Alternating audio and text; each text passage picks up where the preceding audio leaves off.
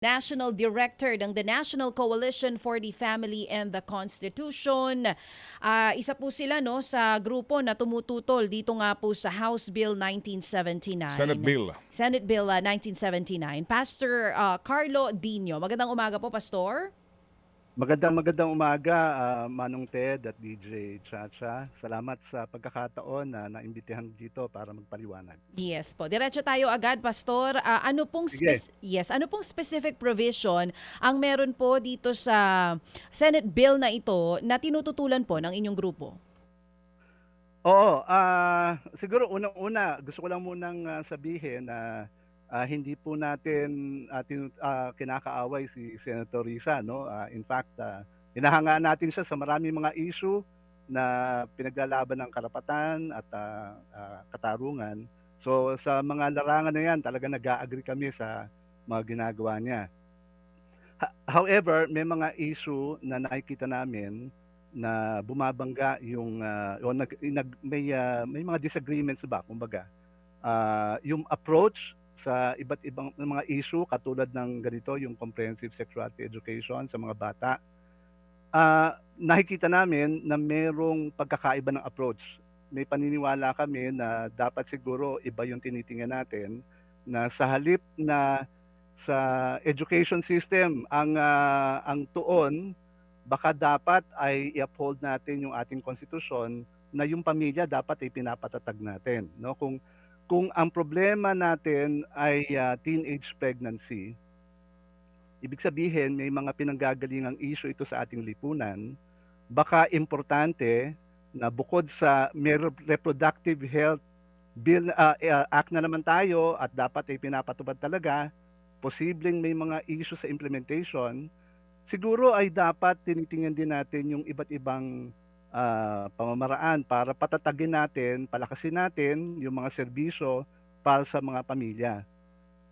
Ang fundamental na issue namin dito ay hindi kami sinangguni.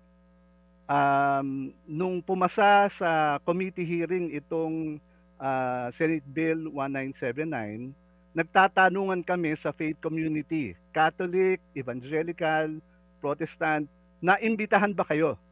Kasi sa ibang mga issue, naiimbitahan yung faith community.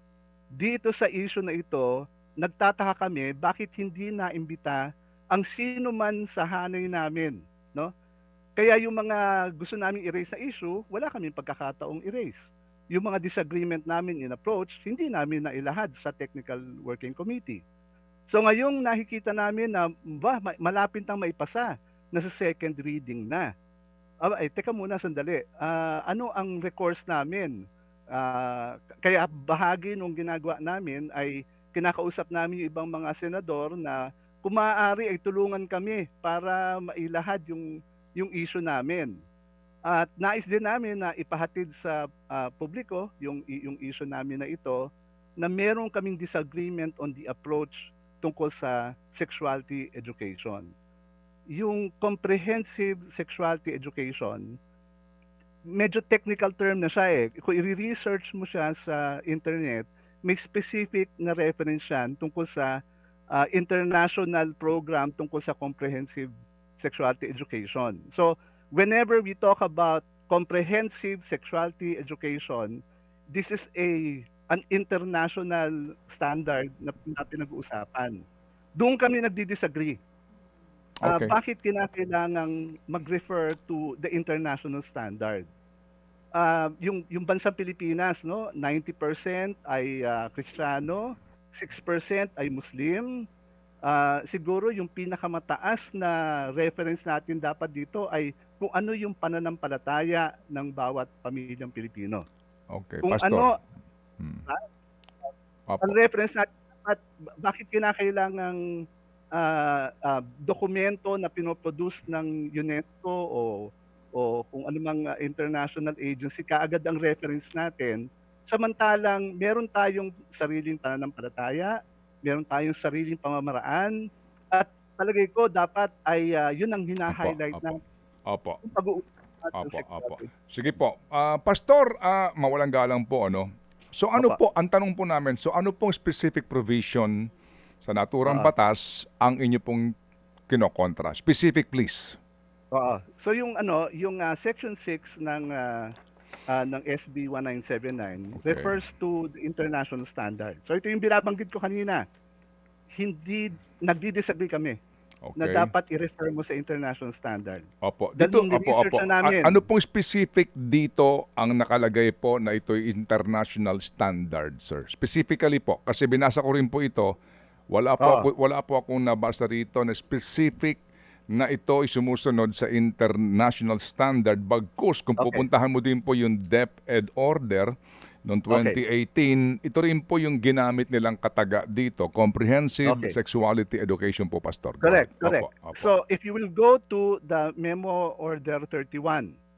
look at the ano, the tawag dito, yung footnote. Mm, mm. Doon sa footnote, naka-reference doon yung UNESCO Technical Guidance Okay. on Opo. sexuality education. Opo. So yun ang kumbaga ang sinasabi nung ano nung bill, inire-refer siya doon sa DepEd and international standards. Okay. Actually, kung titingnan mo yung DepEd, ang Mm. reference niya ay UNESCO din, technical Opo. guidance. Opo, opo. So, whether DepEd or international standard, actually, you will go back to the UNESCO Okay. document. Opo. Sige po. So assuming po, Pastor, no, na ang pinagbabasehan nga nito ay international standard, what is wrong with that? What is wrong with that? Okay.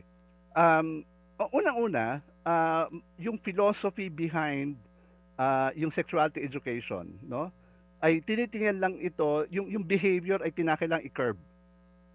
Kumbaga, merong behavior, nagsisex ang mga kabataan, so kinakailangan ang approach ng international standard, we have to inform them, educate them as early as and as comprehensively as possible about sex education. Samantalang meron tayong opo, opo. meron Okay. tayong mga Opo. I see, meron tayong mga yeah, example. opo. I see your point, Pastor, ano po, Oo. yung sinasabi po ninyo na early. Pero, sabi nga po kanina ni Senador, iba ho naman nga sa Philippine setting. Dito po sa Oh, binabanggit nyo. Pero anyway, Pastor, kasi po, ang sinasabi ninyo, dapat po ay bigyan natin ng kahulugan itong panukalang ito sa punto po ng ating religious beliefs. Tama ba yung sinabi nyo kanina? sa punto ng ating kulturang Pilipino Okay. na malalim ang ano ang nakaugat sa pananampalataya Okay. ng Opo. 500 taon, di ba? Opo, opo. So ano po ang kaugnayan ng ugat sa ating pananampalataya sa pagtuturo po ng sexualidad o tama pong pamamaraan ng contraception sa edad pong 15 anyos? Meron ho bang Mm. nasusulat? Okay. Siguro ang ano, hindi ko diretsong masagot yung ano, yung tanong mo. Ang gusto kong ipahatid dito ay meron tayong mga iba't ibang alternatibo na programa na nagwo-work. In fact, pinesent namin to sa Department of Education, maging kay Senator Win Gatchalian, may alternative ways of addressing the issue of teenage pregnancy. Pero instead of teaching them about how to use a condom, we help them lift their sights up, magkaroon sila ng purpose sa buhay. No, Mhm. holistic ang approach. Tuturuan mo na ang buhay mo ay hindi lang panglaman, Mhm. kundi ang buhay ay may spirito, may moralidad. Okay. At meron tayong example sa Mandawi, yung holistic life preparation program sa Mandawi. Very Mhm. successful program ito. Opo. Hindi lang to na-roll out nationwide, Opo. pero yung most vulnerable population in Mandawi, Mm-mm. mga 10, 15 years ago na ito. Opo. Most vulnerable, pinakamataas ang teenage pregnancy, merong Mm. issues ng mga gang wars, may Mm. issue ng drug addiction, etc. Opo. Because of a holistic program, Mm-mm. bagsak ang pregnancy, bagsak ang gang war, bagsak ang Opo. Sino po, truancy, sino bagsak. po yung gumagawa niyang programang yan? Sino nagpapatupad Okay. po, Pastor? Sino pong, Yeah. ano pong grupo ito? Ano pong institusyon? Oo. Actually, ni-refer na ito ni Secretary Angara doon sa recent na parang nag-press con yata siya. Opo, Ni-refer opo. niya ito, yung HLPP, hanapin niyo ito. Ano po yan? Ito Yan ho ba ay public school? Yan ho ba ay isang Yes. NGO? Ano po ba yan? Yes, okay.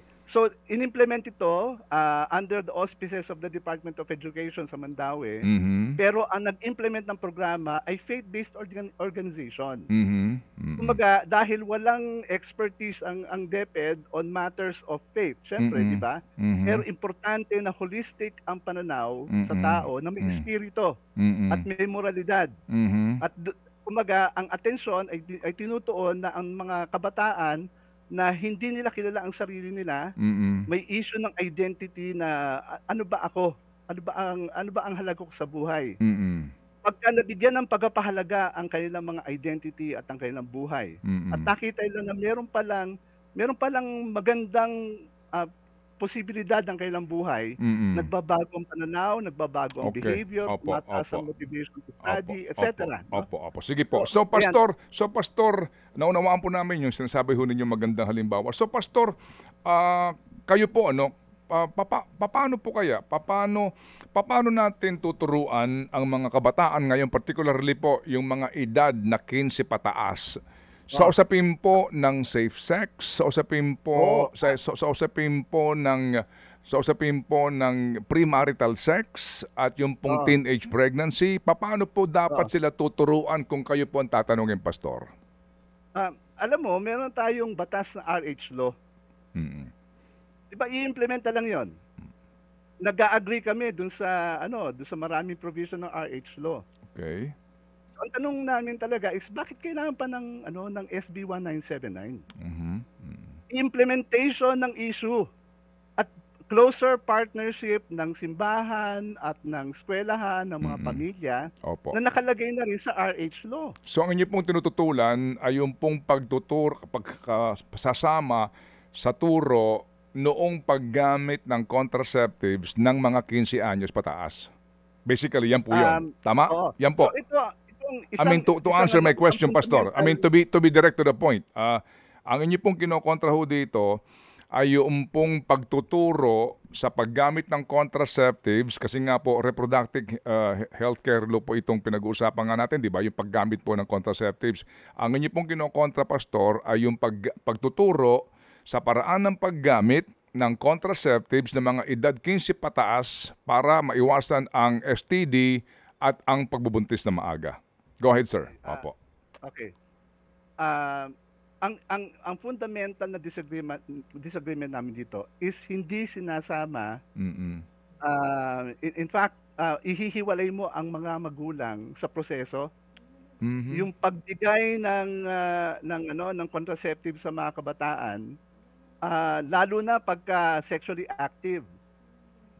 Sa minor, ha? Mm-mm. Minor. Opo, Hindi mo opo. na i-inform ang mga magulang Mhm. na dapat mas lalong involved ang mga magulang Okay. dahil dapat magbigyan ng gabay ang kanilang mga anak. Okay, opo, opo. Yung- We get your point. diba? We get your point, pastor. Opo. Dapat talaga ma-involve ang mga magulang. Sige po. Pero sa puntong ito, pastor, alam niyo, ang kagandahan dito nga, pinag-uusapan ito, at hindi pa ho tapos yung panukala, basically po. At ako tingin ko, maaari namang magpatawag ng another hearing dito ang Senado para pakinggan nga po ang inyong Tama. panig. So ito ho, Senador, pastor, ito ho sa akin, ha? Okay. Hindi po ba kapag pinag-usapan din natin, pastor, yung mga magulang dapat ma-involve dyan. Dapat maturuan mo yung mga bata. Hindi lang ito lahat tawag ng laman. Dapat dito meron kang focus. Dapat dito yung belief mo palakasin. Hindi ba basically po trabaho yun ng bawat simbahan at faith? Hindi ba sa komunidad natin, it is the responsibility first, no? Ng family head, yung mga magulang, and then saan ba sila? Ano bang simbahan nila? Hindi ba dapat doon din po yata doon? Hindi kaya ito, Sir Pastor, ay maaari sabihin na nagkukulang din itong faith groups na ito para doon sa pagtuturo sa kanilang flock, ano man pong sektang kanilang kinabibilangan? Kaya hahantong pa tayo sa ito'y kinakailangan ituro sa mga silid-aralan po, Pastor? So, magandang no? Magandang komento yan, Ted. At ang isa sa mga siguro mga issue ng mga faith-based organizations ay maaabot lang namin kung sino yung mga pumapasok na simbahan namin. Mhm. Pero ang maganda rito, meron actually na batas sa tayo yung pag-implement ng family parang parent effectiveness Mm. program, no? Meron actually batas na eh. Responsible Na pwede parenthood. mo ipag- Mm, mm, mm. Hindi, bagong batas to. Kay Senator Win Gatchalian yata ito eh, no? Na binibigyan niya, ini-empower niya ang mga organizations on the ground to Mm-mm. teach parenting sa communities. Okay. So Opo. kami nag-a-agree doon. Kumbaga, kung gusto natin ma-solve ang teenage pregnancy, actually Mm-mm. palakasin mo ang mga magulang. Mm-mm. Ang mga simbahan gusto makipag-cooperate sa pamahalaan sa mga gaytong mga programa. Ang Okay. problema, limited na resources ng mga simbahan. Ang Mm. gobyerno, bilyon, trilyon Yes, sir. ang pondo. Opo. Kung magtutulungan ang private sector, ang Mm-mm. simbahan, mga magulang at ang pamahalaan, alam mo, malaki yung magagawa natin. Ayaw lang namin maitsapera kami. Okay. Ayaw Opo. namin hindi kami sinasangguni. Okay. Ayaw namin na during technical working committee hearings, hindi Mm. kami naimbitahan. Opo. Opo. Yan Opo. ang issue namin. Opo. Yes, sir. Yes, sir. That is anong- duly noted and well taken, Your Honor. At kami po, right after this interview, we will tell the good senator, ito pong inyong damdamin na ito. Sige po. So Yan, in salamat. closing, in parting po, Pastor, so klaruhin ko lang po, para din po natin maitama kung mali ito o sabihin niyo po talagang tama ito. Yung pong kumakalat po na ito pong panukalang batas na ito ay meron pong as early as young as 4 years tuturuan mag-masturbation. Meron ho ba itong batas na ito?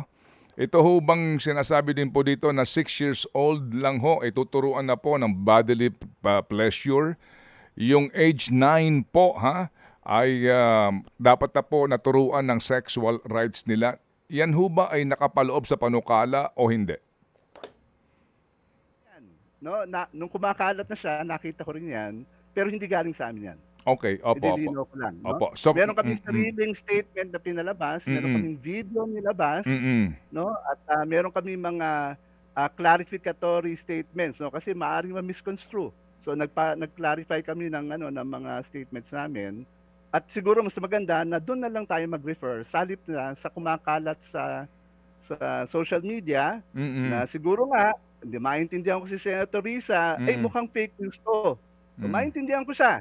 Pero ililinaw ko, hindi galing sa amin yung particular na text message na yan. Okay, sige po. Ang maganda po, inyo po naiklaro yan. Pastor, para nga mahugasan natin to, itong isyong ito na kumakalat. So sige po, Pastor, hindi pa ho tayo tapos sa ating pag-uusap kasi nga napakaganda pag-usapan tong bagay na to. Sa isa lang pong adhikain, Sa isang adhikain, number 1, na mabawas-bawasan po itong lumalaganap nga po na teenage pregnancy. Di po ba? Do you agree with that? Dapat to talaga. Agree, Okay. 100%. Opo. Dapat tulong-tulong tayo, Amen. pamilya, simbahan, Amen. pamahalaan, eskwelahan. Opo. At pangalawa din po, yung pagdami ho ng kaso ng HIV at sexually transmitted disease. Yan po rin napakainam.